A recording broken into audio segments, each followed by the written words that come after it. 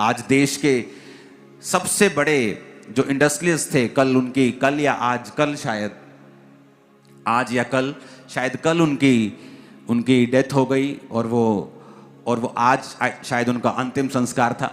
अगर आप उनके पिता की जीवनी पढ़ें, अगर आप उनके दादा की, उनके जो जनरेशन थी जिन्होंने बिजनेस स्टार्ट किया था, तो एक समय ऐसा भी आया था जब उनके घर बेचने की नौबत आ गई थी। बिजनेस इतना डाउन हो गया था कि जो इन्वेस्टर थे उन्होंने बोल दिया था मालिक को, बिजनेस के मालिक को, कि तुझे 20 रुपया महीना तनख्वाह देंगे, आप अपने बिजनेस पे तनख्वाह लोगे, आप अब मालिक नहीं हो।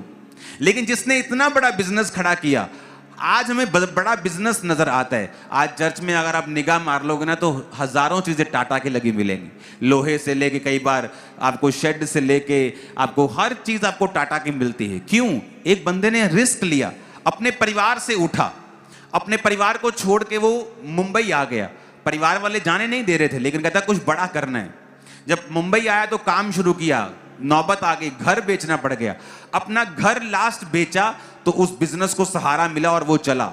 एक शारीरिक बंदा ये जानता है कि रिस्क लेना होगा, पर एक आत्मिक बंदा इतना मूर्ख है कि वो जो परमेश्वर दिखा रहा है, उनको तो ये भी मालूम नहीं है कि मैं घर बेच दूंगा बिजनेस चलेगा कि नहीं चलेगा। वो तो रिस्क ले रहे हैं, पर हमको 100% ये मालूम है कि अगर हम रिस्क लेंगे, अगर हम आत्मिक रिस्क लेंगे, ये बिजनेस कभी फेल नहीं होगा, आत्मा में हम कभी फेल नहीं होंगे, कभी परमेश्वर हमको छोड़ेगा नहीं, कभी त्यागेगा नहीं।